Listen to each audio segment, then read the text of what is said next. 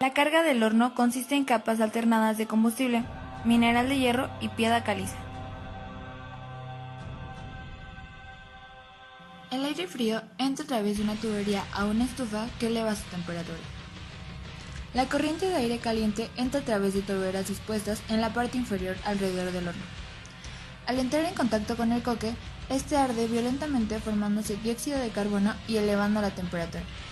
El coque es carbón mineral sometido a un proceso de destilación. El proceso de destilación consiste en calentar el carbón mineral en ausencia de oxígeno para desprender los productos volátiles. El producto obtenido es rico en carbono y de alta dureza.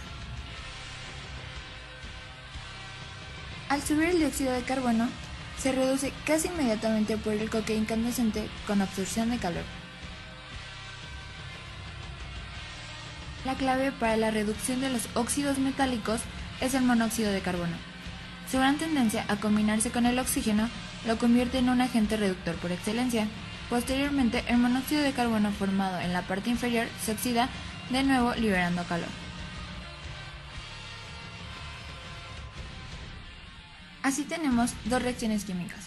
Una de ellas libera gran cantidad de calor y la otra absorbe cierta cantidad de calor.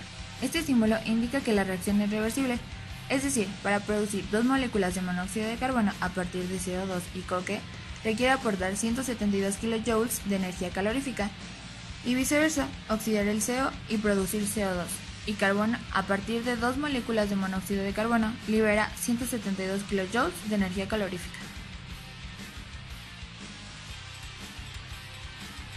Equilibrio químico. La ley fundamental de los sistemas en equilibrio es de efectuar espontáneamente la reacción que se opone a una modificación del sistema, impuesto desde el exterior. De acuerdo a la ley de equilibrio químico, si hay un aumento de la temperatura, el sistema tiende a oponerse al incremento de temperatura, generando más monóxido de carbono a expensas del dióxido de carbono. Estas reacciones químicas involucran una absorción de calor equivalente a 172.6 kJ. Al absorber el calor, el sistema trata de evitar el aumento de temperatura. Por arriba de los 1000 grados Celsius, prácticamente todo el gas es monóxido de carbono. En estas condiciones no se puede efectuar la reducción de los óxidos de hierro contenidos en el mineral, porque se requiere que el monóxido de carbono se oxide a dióxido de carbono. Conforme los gases ascienden, disminuye la temperatura de manera gradual. Las reacciones ocurren de manera inversa y aumenta la concentración del dióxido de carbono. De esta manera, el sistema trata de compensar la disminución de la temperatura, debido a que la oxidación del monóxido de carbono a dióxido de carbono involucra la liberación de calor. La reducción de los óxidos de hierro se lleva a cabo de manera normal. La remoción de oxígeno se lleva a cabo de acuerdo a la siguiente reacción. Para que pueda llevarse a cabo satisfactoriamente, deben cumplirse las proporciones de materia que conforman la reacción. Sin embargo, en la práctica no sucede así. Para garantizar la remoción completa de oxígeno, se procura producir un excedente de monóxido de carbono y bastante coque para producir el calor necesario para llevar a cabo la reacción. El producto obtenido a partir de la reacción es una esponja de hierro sólido. El hierro se caracteriza por poseer tres estructuras cristalinas a diferentes intervalos de temperatura antes de llegar al estado líquido. El hierro alfa tiene estabilidad a temperatura ambiente y posee una estructura cúbica centrada en el cuerpo. Prácticamente no disuelve carbono, sin embargo forma aleaciones con otros elementos metálicos que cambian sus propiedades. A los 723 grados Celsius el hierro alfa sufre una transformación y se convierte en hierro gamma. El hierro gamma disuelve hasta un 2% de carbono y es el responsable del endurecimiento del acero por temple. Hierro delta, características similares al hierro alfa, sin embargo por su nula estabilidad no hablaremos de él. Este diagrama es una curva de enfriamiento y muestra cómo varía la temperatura del hierro conforme transcurre el tiempo. Los tramos horizontales indican una transformación a temperatura constante. Soluciones sólidas. ¿Qué piensas cuando escuchas la palabra solución? Probablemente lo primero que se te viene a la cabeza es la mezcla de dos sustancias líquidas, como el agua de limón o una solución de ácido clorhídrico en agua. ¿Sabías que este proceso también se lleva a cabo en el estado sólido de la materia?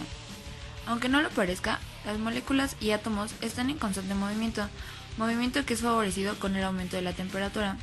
Entonces decimos que las moléculas poseen energía interna que depende mucho de la temperatura. Los átomos de hierro, debido a las altas temperaturas de operación del horno, se encuentran en constante movimiento. algunos átomos de carbono comienzan a ocupar los espacios que existen entre los átomos de hierro gamma, que se encuentran en la periferia. Debido a la energía interna que poseen por las altas temperaturas, algunos átomos de carbono comienzan a saltar a los espacios adyacentes que hay entre otros átomos de hierro gamma. Nuevos átomos de carbono comienzan a ocupar los espacios libres que quedaron.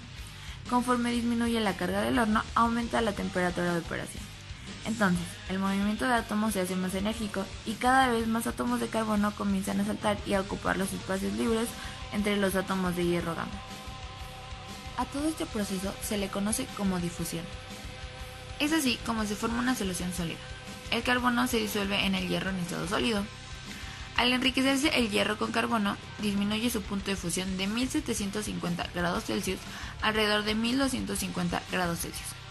En estas condiciones, la solución sólida de carbono en hierro gamma se vuelve líquida y se deposita al fondo del horno. Algunas impurezas contenidas en el mineral y componentes térreos son absorbidas por esta masa líquida.